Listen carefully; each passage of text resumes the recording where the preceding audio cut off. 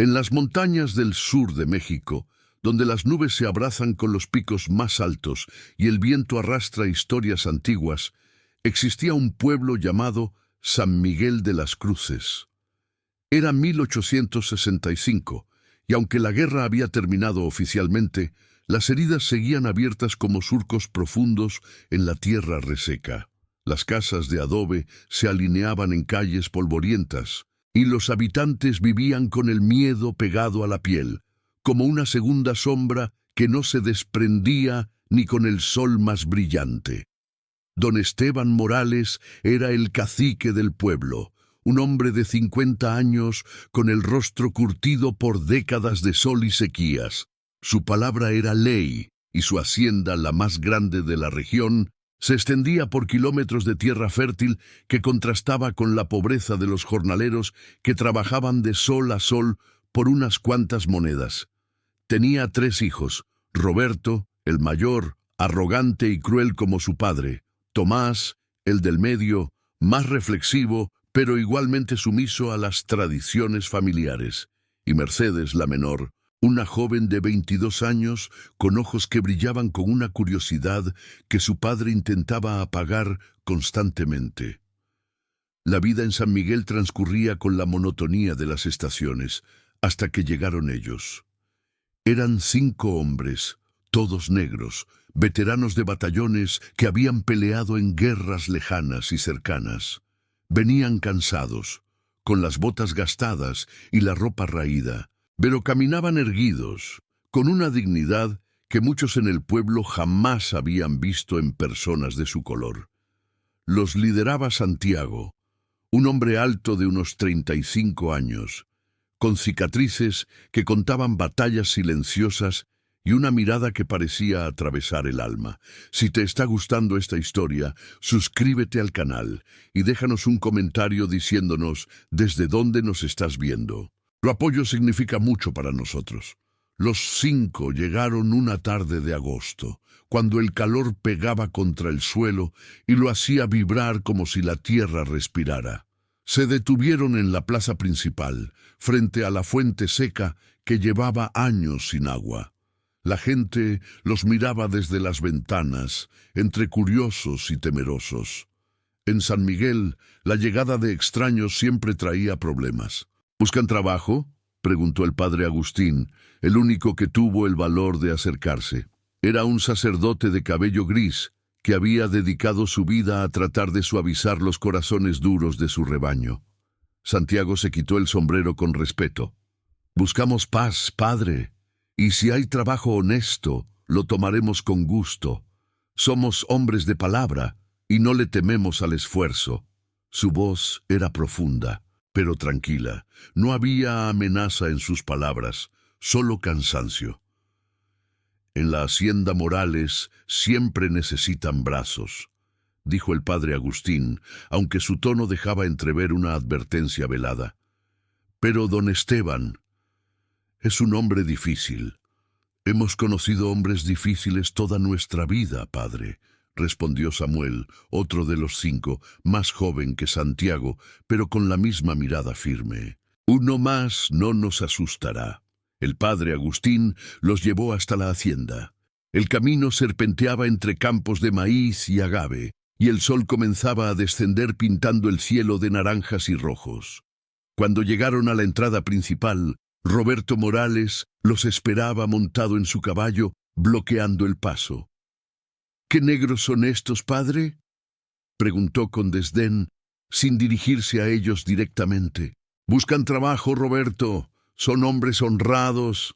Aquí no necesitamos su tipo», escupió Roberto, haciendo que su caballo diera vueltas alrededor de ellos. «Ya tenemos suficiente basura que alimentar». Santiago dio un paso adelante. Su postura era relajada pero firme. «No venimos a causar problemas, señor. Solo queremos ganarnos el pan con nuestras manos. Si no nos quiere aquí, nos iremos sin quejas». La calma en su voz pareció irritar más a Roberto, quien bajó del caballo con brusquedad. «¿Me estás contestando, negro? ¿Sabes con quién estás hablando?» «Con un hombre», respondió Santiago simplemente. «Como yo». El silencio que siguió fue tenso. Roberto apretó los puños, pero antes de que pudiera reaccionar, apareció don Esteban desde el interior de la casa principal. Caminaba con un bastón, no porque lo necesitara, sino porque le gustaba golpearlo contra el suelo para marcar su presencia. «¿Qué escándalo es este?», preguntó con voz grave. El padre Agustín explicó rápidamente la situación. Don Esteban observó a los 5 hombres de arriba abajo, evaluándolos como si fueran ganado. «¿Saben trabajar la tierra?». «Sí, señor», respondió Santiago. «Y también construcción, herrería y lo que se necesite». Don Esteban sonrió, pero no era una sonrisa amable. «Les daré trabajo, pero cobro caro por dejarlos vivir en mis tierras. La mitad de su paga será para mí, por el privilegio de trabajar aquí». «¿Aceptan?». Santiago intercambió miradas con sus compañeros. Era un trato abusivo, casi esclavitud disfrazada, pero tenían pocas opciones. Asintieron. «Está bien, pero queremos que se respete nuestro trabajo y nuestra dignidad». Don Esteban soltó una carcajada. «La dignidad se gana, negro. Aquí solo se respeta el esfuerzo. Mañana al amanecer empezarán en los campos. Roberto les mostrará dónde dormirán». Los llevaron a un cobertizo alejado de las viviendas principales, un espacio húmedo y oscuro que olía a humedad y abandono. No tenía ventanas y el techo dejaba filtrar la lluvia. Los 5 hombres entraron en silencio, dejaron sus pocas pertenencias en el suelo y se sentaron sobre el piso de tierra. «No durará mucho esto», murmuró Elías, el más joven del grupo, un muchacho de apenas 23 años con manos grandes y callosas. «Este lugar nos va a tragar». «No, si nos mantenemos unidos», dijo Santiago. «Hemos sobrevivido cosas peores. Esto es temporal». Pero mientras hablaban, Mercedes observaba desde una ventana de la casa principal. Había visto todo el intercambio, y algo en la manera en que esos hombres se habían comportado le había llamado la atención. No se habían humillado, pero tampoco habían mostrado arrogancia. Simplemente habían pedido lo justo: trabajar y vivir con dignidad. Esa noche, Mercedes no pudo dormir. Su mente regresaba una y otra vez a la escena en el patio. Había algo en los ojos de Santiago, una profundidad que le recordaba que el mundo era más grande que las paredes de la hacienda, más complejo que las verdades absolutas que su padre predicaba. Al día siguiente, antes del amanecer, los 5 hombres ya estaban en los campos. Santiago guiaba al grupo con eficiencia, organizando el trabajo de manera que rindiera más. Sus compañeros eran disciplinados, trabajaban en sincronía, como si hubieran hecho esto juntos durante años. Los demás jornaleros los observaban con una mezcla de curiosidad y desconfianza. «¿De dónde vienen ustedes?», preguntó Juan, un campesino de mediana edad que llevaba 20 años trabajando para los Morales. «De muchos lugares», respondió Samuel mientras levantaba un saco de semillas, «de batallas, de ciudades, de caminos largos». «¿Pelearon en la guerra?». «En varias», dijo Santiago. «Pero eso quedó atrás. Ahora solo queremos paz». Juan asintió lentamente, como si procesara información que no sabía cómo clasificar. «Aquí don Esteban no les dará paz. Les dará trabajo hasta que se rompan, y luego los echará sin pagar». «Eso ya lo veremos», respondió Santiago con una sonrisa tranquila. Durante las siguientes semanas, los 5 hombres trabajaron más duro que nadie. Repararon cercas que llevaban años rotas, arreglaron el sistema de riego que nadie se había atrevido a tocar, y ayudaron a levantar un nuevo establo. Su presencia comenzó a cambiar la dinámica de la hacienda. Los otros trabajadores, que antes aceptaban las condiciones abusivas como inevitables, empezaron a preguntarse por qué tenían que conformarse con tan poco. Roberto no dejaba pasar oportunidad para humillarlos. Les gritaba, los insultaba, les daba las tareas más pesadas. Pero ellos nunca respondían con violencia, solo con trabajo impecable que dejaba a Roberto sin argumentos. Una tarde, mientras Mercedes caminaba cerca de los establos, escuchó voces. Se acercó con cuidado y vio a Santiago enseñando a leer a Elías y a otros 2 jornaleros bajo la sombra de un árbol. Usaba un pedazo de carbón y una tabla de madera como pizarra. La A con la G suena ag, explicaba con paciencia. Como en agua. Mercedes se quedó paralizada. En su familia, la educación era un privilegio exclusivo, algo que se negaba deliberadamente a los trabajadores para mantenerlos dependientes. Ver a esos hombres compartiendo conocimiento de manera tan natural, tan generosa, le removió algo profundo en el pecho. «¿Por qué les enseñas?», preguntó saliendo de su escondite. Los hombres se levantaron rápidamente, asustados de que los hubieran descubierto. Pero Santiago permaneció tranquilo. «Porque la ignorancia nos mantiene encadenados, señorita, y ya hemos llevado suficientes cadenas en nuestras vidas». Mercedes sintió que esas palabras le atravesaban el alma. Por primera vez en su vida, alguien le había hablado de una verdad que ella había sentido, pero nunca había podido articular. ¿Puedo quedarme a escuchar?» Santiago sonrió. «El conocimiento no tiene dueño, señorita. Es bienvenida». A partir de ese día, Mercedes comenzó a encontrarse casualmente cerca de donde Santiago daba sus lecciones. Escuchaba historias sobre lugares lejanos, sobre batallas por la libertad, sobre hombres y mujeres que se habían negado a aceptar la injusticia como destino. Cada palabra era como una semilla que germinaba en su mente, cambiando la forma en que veía el mundo. Don Esteban comenzó a notar que algo estaba cambiando. Los trabajadores ya no bajaban la cabeza con la misma sumisión. Había murmullos de descontento, preguntas sobre salarios justos, sobre condiciones dignas. Y todo había comenzado con la llegada de esos 5 hombres. Una noche convocó a Roberto a su despacho. «Esos negros están envenenando a los trabajadores», dijo golpeando el escritorio con el puño. «Quiero que se vayan». «¿Los echamos?» «No», don Esteban sonrió con malicia. «Eso los convertiría en mártires. Necesitamos que se vayan por su cuenta, o mejor aún, que cometan un error que justifique algo más permanente». Roberto entendió perfectamente. Su padre estaba ordenando que crearan una trampa.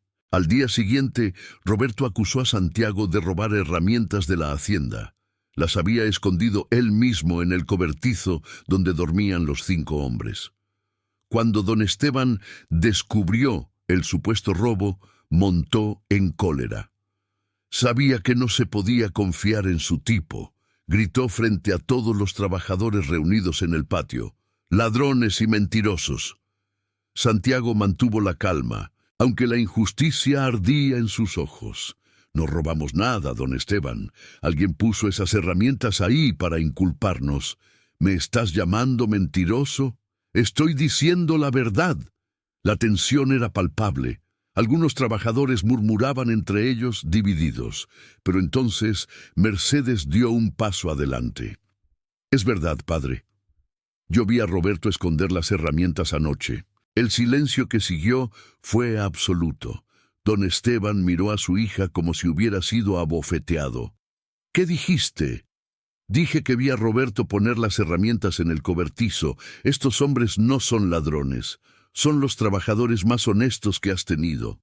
Roberto palideció, pero rápidamente intentó recuperarse. «Estás mintiendo por ellos. Te han lavado el cerebro». «Nadie me lavó nada», respondió Mercedes con voz firme. «Por primera vez en mi vida estoy pensando por mí misma». Don Esteban sintió que el control se le escapaba de las manos. Su propia hija lo había desafiado públicamente y frente a los trabajadores. No podía permitir que eso quedara impune. «Vete a tu habitación», ordenó con voz helada. «Hablaremos después. No iré a ningún lado hasta que admitas la verdad».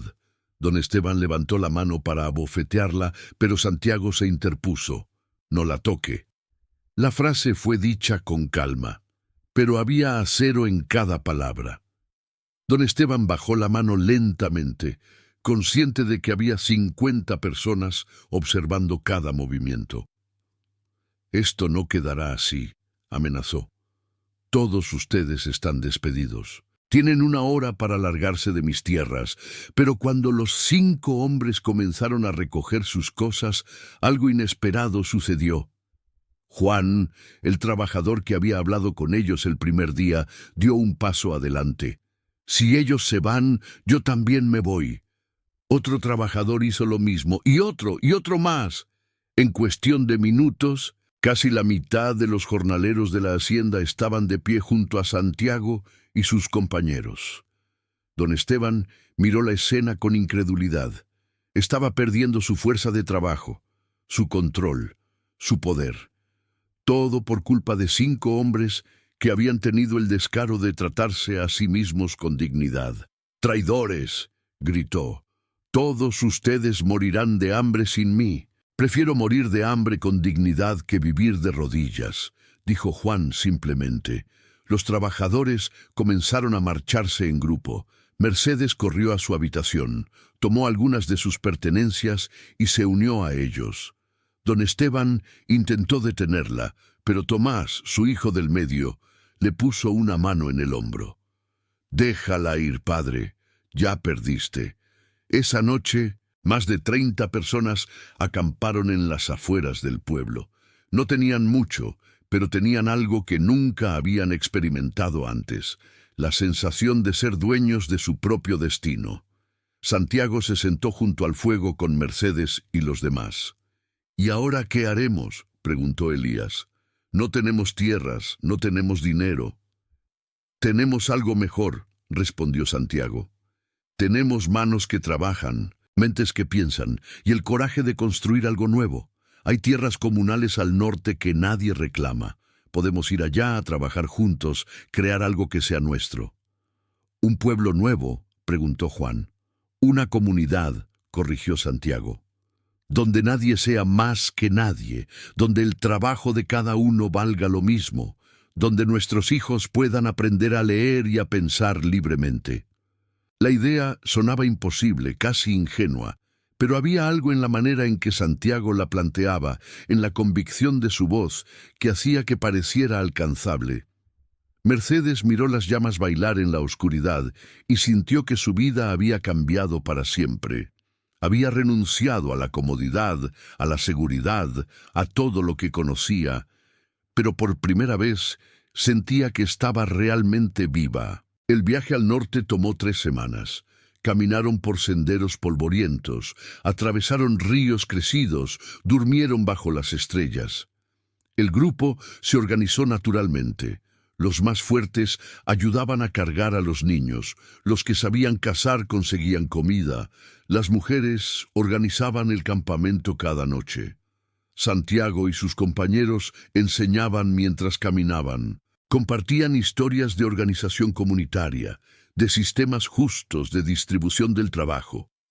Cuando finalmente llegaron a las tierras comunales, encontraron un valle fértil con un río que nunca se secaba. Era perfecto. «Aquí», dijo Santiago, «aquí construiremos nuestro hogar». Los primeros meses fueron brutales. Tenían que construir viviendas desde cero, preparar la tierra para cultivos, establecer sistemas de riego. Trabajaban de sol a sol, pero ahora cada gota de sudor era para ellos mismos, no para enriquecer a un patrón que los despreciaba.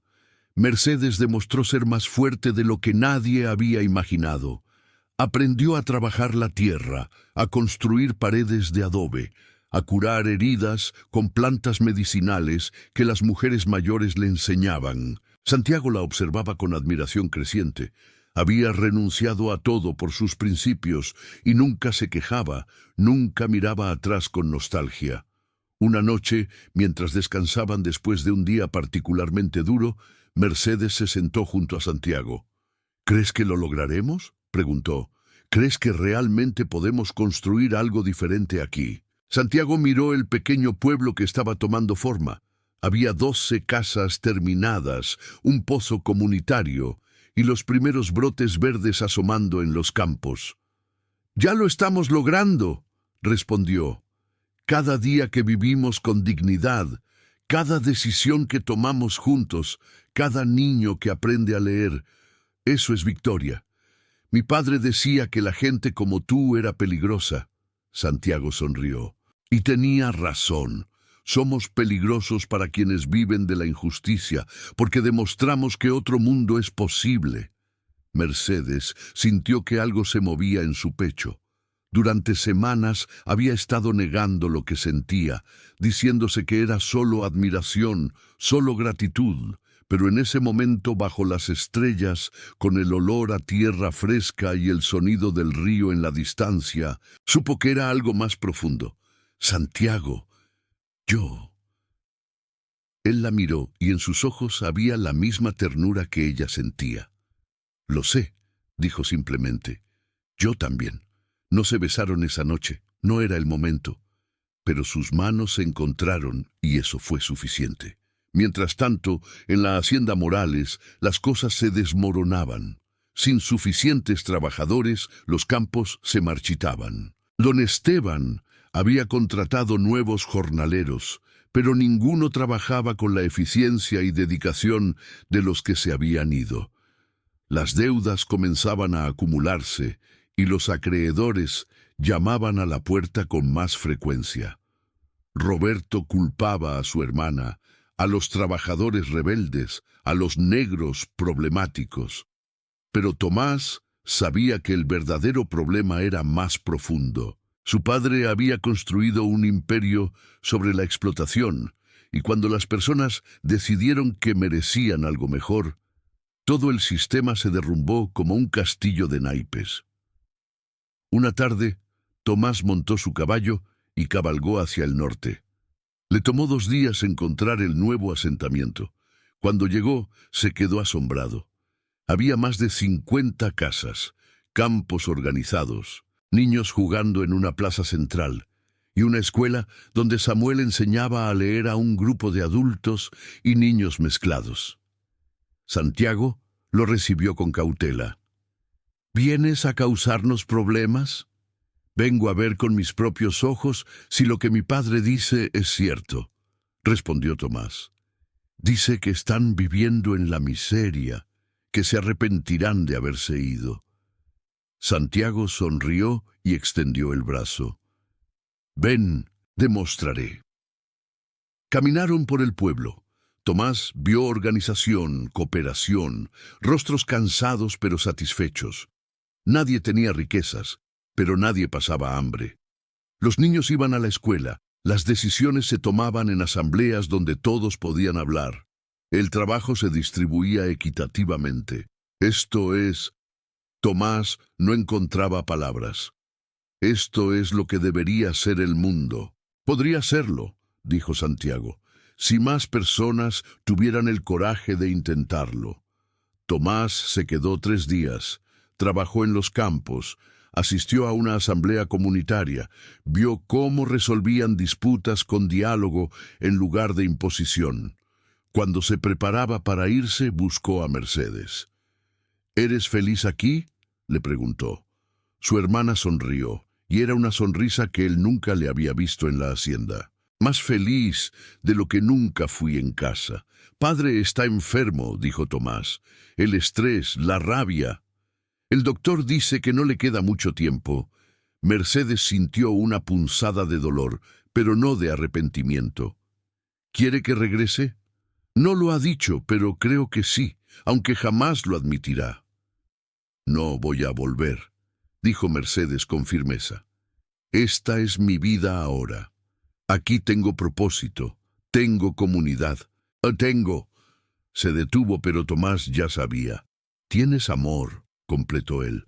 «Lo veo en cómo te mira Santiago y en cómo tú lo miras a él». Mercedes se sonrojó. «¿Eso te molesta?». «Me habría molestado hace unos meses», admitió Tomás. «Pero ahora solo quiero que seas feliz». Y claramente lo eres.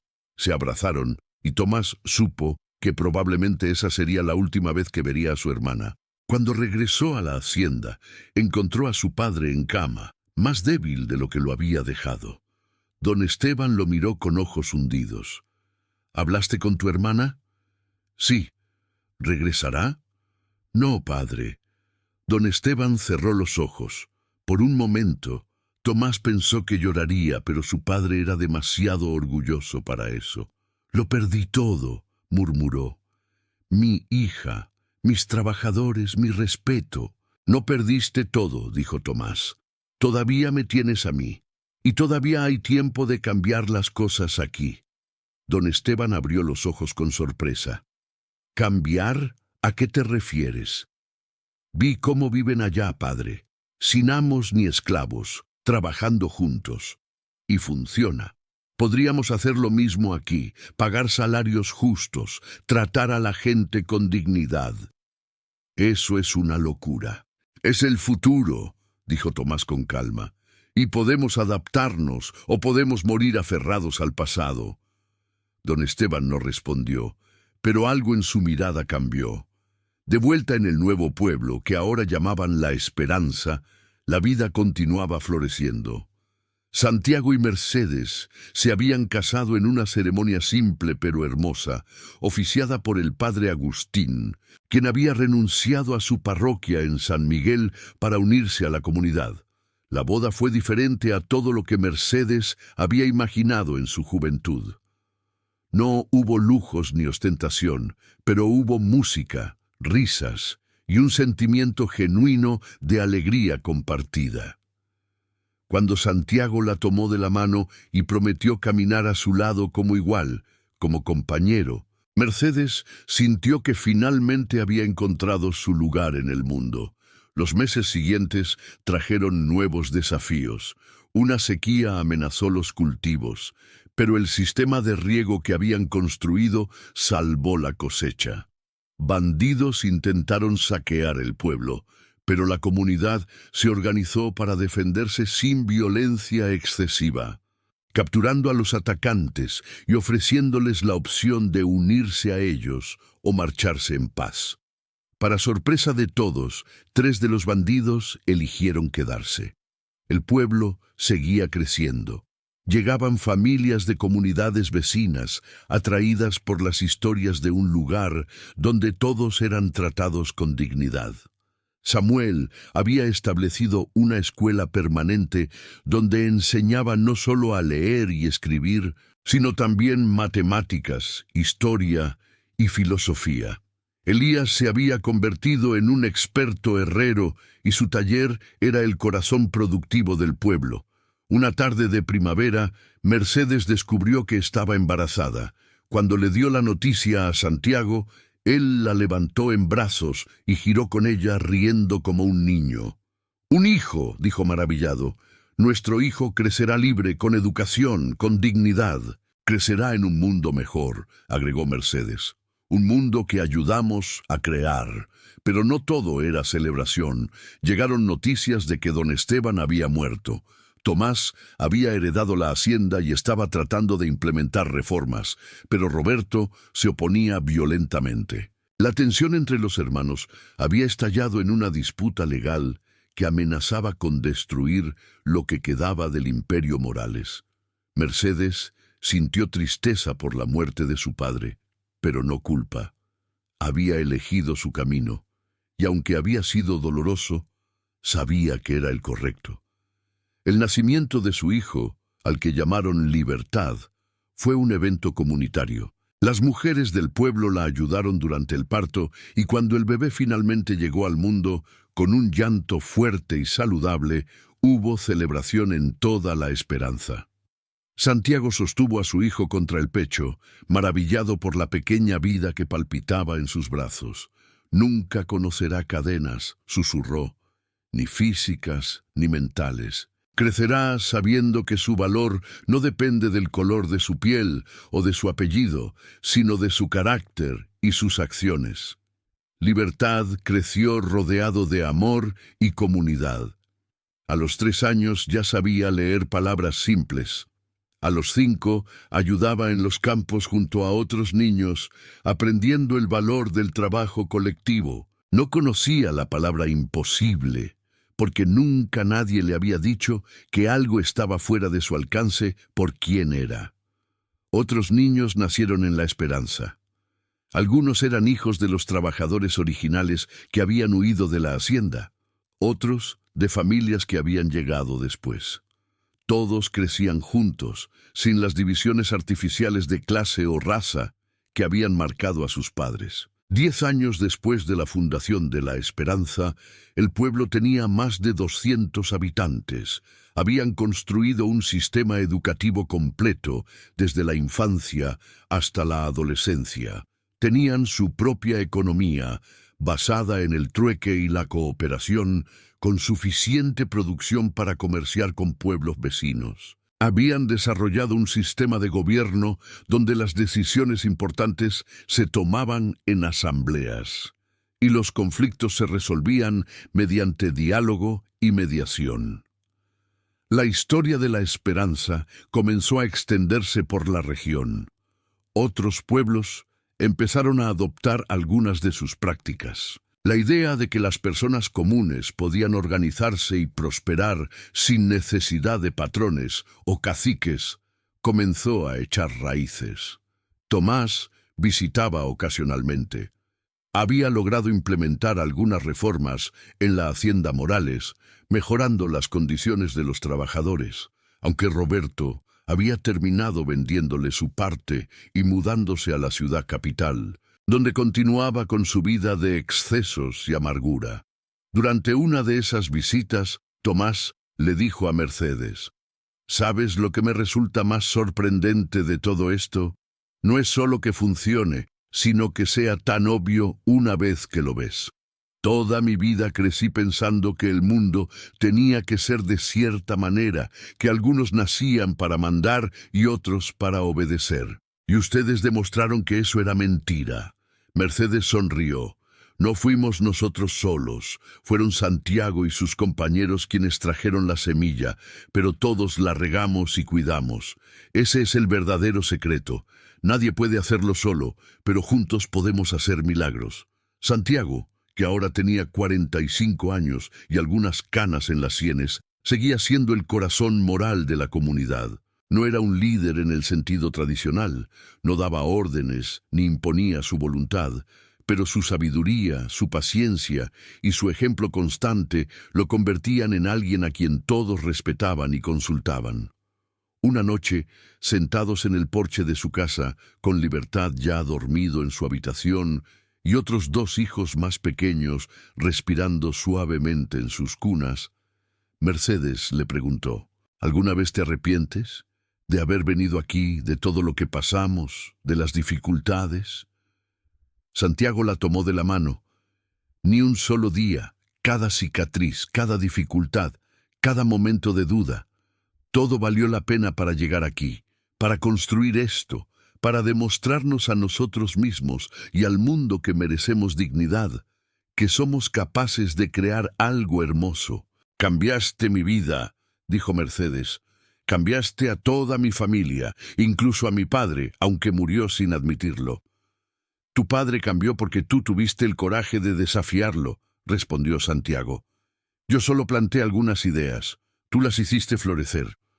Los años siguientes trajeron más crecimiento. La Esperanza se convirtió en un modelo para otras comunidades. Visitantes llegaban de lugares lejanos para aprender cómo funcionaba su sistema, cómo resolvían conflictos, cómo educaban a sus niños. Samuel, ahora con el cabello completamente gris, dirigía una escuela que era famosa en toda la región. Sus estudiantes no solo aprendían a leer y escribir, sino también a pensar críticamente, a cuestionar las injusticias, a imaginar un mundo mejor. Elías se había casado con una joven del pueblo y tenía 4 hijos que trabajaban con él en la herrería. El taller había crecido hasta convertirse en una pequeña fábrica donde producían herramientas de calidad que se vendían en varios estados. Los otros 2 compañeros originales de Santiago habían encontrado también sus caminos. Uno se había convertido en un experto agricultor que experimentaba con nuevas técnicas de cultivo. El otro en un curandero que combinaba conocimientos tradicionales con nuevas prácticas médicas. Pero quizás el cambio más profundo no era visible en las estructuras o en los números, sino en la forma en que la gente se veía a sí misma. Los niños que crecían en la esperanza no arrastraban el peso de sentirse inferiores, no conocían la humillación de ser tratados como menos que humanos. Crecían con la certeza de que su voz importaba, de que sus sueños eran válidos, de que el futuro estaba en sus manos. Libertad, ahora un joven de 15 años, era un reflejo perfecto de esta nueva generación. Alto como su padre, con los ojos penetrantes de su madre, había heredado la tranquila determinación de Santiago y la valentía de Mercedes. Hablaba 3 idiomas, sabía matemáticas avanzadas y trabajaba junto a su padre en los campos con la misma dedicación con la que estudiaba en la escuela. Un día le preguntó a su padre, ¿por qué la gente afuera sigue viviendo como esclavos cuando podrían vivir como nosotros? Santiago reflexionó antes de responder, porque es más fácil aceptar las cadenas que conoces que arriesgarte a lo desconocido. Porque el sistema está diseñado para hacerles creer que no merecen nada mejor. Porque el cambio real requiere coraje, y el coraje es el recurso más escaso en el mundo.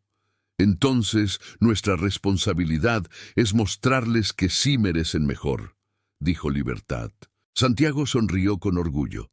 Exactamente, no imponiendo nuestras ideas, sino viviendo de tal manera que nuestra existencia sea prueba de que otro mundo es posible.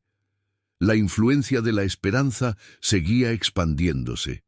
Otros 5 pueblos habían adoptado sistemas similares de organización comunitaria. Se formó una red informal de cooperación donde compartían recursos, conocimientos y apoyo mutuo. Esto no pasó desapercibido para las autoridades regionales. Algunos funcionarios veían a estas comunidades como una amenaza al orden establecido. Hubo intentos de desmantelarlas mediante impuestos injustos, acusaciones falsas y hasta amenazas de violencia. Pero las comunidades se mantuvieron firmes, habían aprendido que la unidad era su mayor fortaleza. Cuando una era atacada, las otras se movilizaban en su defensa, no con violencia, sino con resistencia pacífica pero inquebrantable. En una ocasión, cuando el gobierno regional intentó confiscar las tierras de la Esperanza bajo el pretexto de reorganización territorial, más de 1000 personas de comunidades vecinas marcharon pacíficamente hasta la capital regional. No gritaban, no amenazaban, simplemente se sentaron en la plaza principal y se negaron a moverse hasta que se revocara la orden. La protesta duró 3 semanas. Las autoridades intentaron dispersarlos, pero cada vez que arrestaban a alguien, 2 más tomaban su lugar. Finalmente, ante la presión pública y la imposibilidad de ignorar a tanta gente unida, el gobierno cedió. Santiago, que había liderado la protesta junto con Mercedes y los líderes de otras comunidades, se dirigió a la multitud cuando llegó la noticia de la victoria. Hoy demostramos algo fundamental.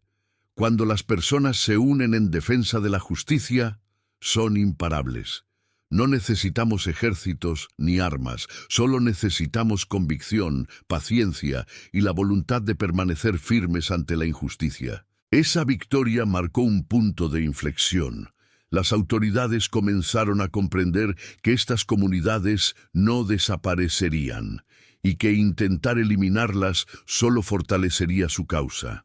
Lentamente comenzaron a aceptar su existencia e incluso algunos funcionarios progresistas empezaron a estudiarlas como modelos de desarrollo alternativo. 20 años después de su fundación, La Esperanza era una comunidad próspera de casi 500 habitantes. Tenía escuelas, talleres, una clínica médica y campos productivos que generaban suficiente alimento para todos, con excedente para comerciar. Santiago tenía ahora 55 años. Su cuerpo mostraba las marcas del trabajo duro y los años, pero su espíritu permanecía intacto.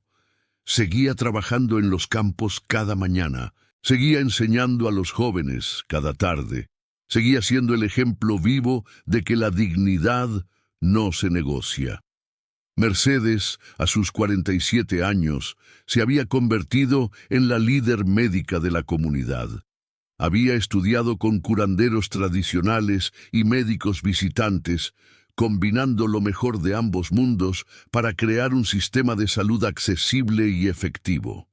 Sus 3 hijos eran ahora adultos. Libertad, el mayor, trabajaba como maestro en la escuela, siguiendo los pasos de Samuel. Su hija del medio, a quien habían llamado Esperanza en honor al pueblo, era una artista talentosa, cuyas pinturas capturaban la esencia de la comunidad. El menor, Justino, mostraba un talento natural para la organización y ayudaba a coordinar el trabajo colectivo.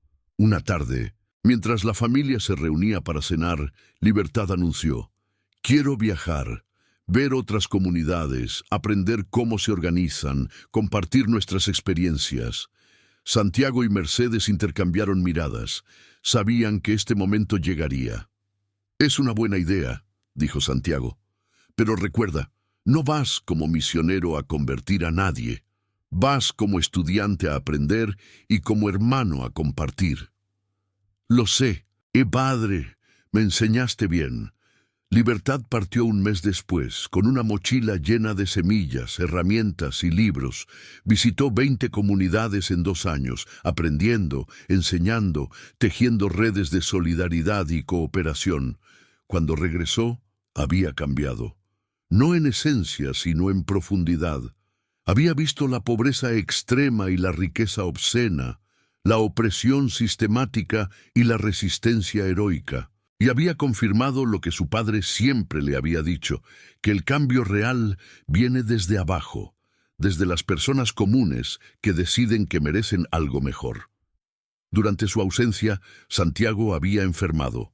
No era nada grave, pero era una señal de que el tiempo pasaba inexorablemente. Cuando Libertad llegó y vio a su padre más delgado, más frágil, sintió una punzada de miedo. «Estoy bien», le aseguró Santiago con una sonrisa. «Solo me estoy poniendo viejo». «Nunca envejecerás», dijo Libertad. «Tu espíritu es eterno». Santiago rió. «Mi espíritu tal vez, pero mi cuerpo definitivamente tiene fecha de caducidad. Y eso está bien. Lo importante es lo que dejamos atrás». «Dejaste todo un mundo nuevo, padre. Cientos de personas viven con dignidad porque tú tuviste el coraje de cruzar tan hondo. Cruzar tan hondo». La frase resonó en Santiago. Era verdad. Él y sus compañeros habían cruzado líneas que se suponía que no debían cruzar. Habían desafiado el orden establecido. Habían rechazado el lugar que la sociedad les había asignado. Habían insistido en su humanidad plena cuando el mundo les decía que eran menos. «No fui solo yo», dijo Santiago. «Fueron todos. Tu madre, que renunció a todo por sus principios. Samuel, Elías y los demás, que confiaron en un sueño imposible. Cada persona en esta comunidad que eligió trabajar junta en lugar de competir. Ese es el verdadero milagro. No un hombre excepcional, sino gente común haciendo cosas extraordinarias juntas». Los años finales de Santiago fueron tranquilos, pero significativos. Siguió trabajando moderadamente, pasó más tiempo con sus nietos, escribió memorias que Samuel ayudó a compilar en un libro que se distribuiría entre las comunidades. Una noche de invierno, con 60 años cumplidos, Santiago se sentó con Mercedes en su porche favorito. El pueblo estaba silencioso, iluminado por lámparas de aceite que creaban un resplandor cálido en la oscuridad. «¿Crees que durará?», preguntó Mercedes. ¿Todo lo que construimos sobrevivirá cuando ya no estemos? Santiago miró las estrellas. Nada dura para siempre, pero las ideas, los principios, las experiencias vividas, esas se transmiten de generación en generación. Puede que la esperanza un día desaparezca, pero lo que representa, lo que demostramos que es posible, eso nunca morirá. Cambiaste al mundo, Santiago. Nosotros cambiamos el mundo, corrigió él, y el mundo nos cambió a nosotros. Esa es la verdadera belleza de todo esto, que todos fuimos transformados en el proceso. Santiago murió pacíficamente 3 años después, rodeado de su familia, en la casa que él mismo había construido. Sus últimas palabras fueron simples: sigan cruzando hondo, nunca se conformen con menos de lo que merecen. Su funeral fue un evento que duró 3 días. Personas de más de 30 comunidades llegaron para despedirlo. No hubo llantos de desesperación, sino celebración de una vida bien vivida, de un legado que continuaría. Mercedes vivió otros 15 años después de la muerte de Santiago. Continuó su trabajo médico, cuidó de sus nietos, escribió extensamente sobre los principios de organización comunitaria. Cuando finalmente cerró los ojos por última vez, lo hizo con una sonrisa, sabiendo que había vivido plenamente, que había elegido el camino correcto, que su vida había significado algo. Libertad se convirtió en el guardián de la memoria de sus padres, no como líder. La esperanza nunca tuvo líderes en el sentido tradicional, sino como recordatorio viviente de los principios que habían fundado la comunidad. 50 años después de la llegada de Santiago y sus compañeros a San Miguel de las Cruces, la esperanza seguía existiendo. Había cambiado, evolucionado, adaptado, pero su esencia permanecía intacta. Una comunidad donde las personas se trataban con dignidad, donde el trabajo colectivo producía prosperidad compartida, donde los niños crecían sabiendo que su valor era inherente, no otorgado. La historia de 5 hombres negros que se atrevieron a cruzar tan hondo que cambiaron familias enteras se convirtió en leyenda.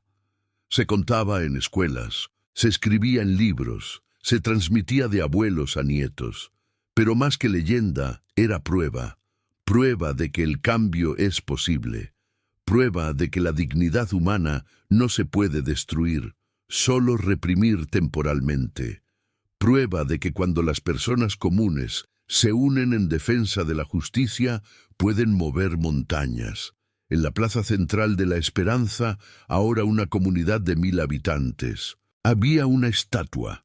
No era de Santiago específicamente, sino de 5 figuras anónimas caminando juntas, erguidas, con las manos vacías, pero el porte digno. Al pie, una placa decía simplemente: ellos cruzaron tan hondo que cambiaron todo, que nosotros tengamos el mismo coraje. Y cada generación que crecía en la esperanza y en las docenas de comunidades inspiradas por su ejemplo, llevaba consigo esa lección fundamental: que la libertad no se mendiga, se construye, que la dignidad no se otorga, se vive, y que el cambio más profundo comienza cuando personas comunes deciden que merecen algo mejor y están dispuestas a trabajar juntas para conseguirlo. La semilla plantada por 5 veteranos cansados se había convertido en un bosque, y ese bosque seguía creciendo, extendiendo sus raíces profundamente en la tierra, recordándole al mundo que otro futuro siempre es posible para quienes se atreven a cruzar tan hondo como sea necesario.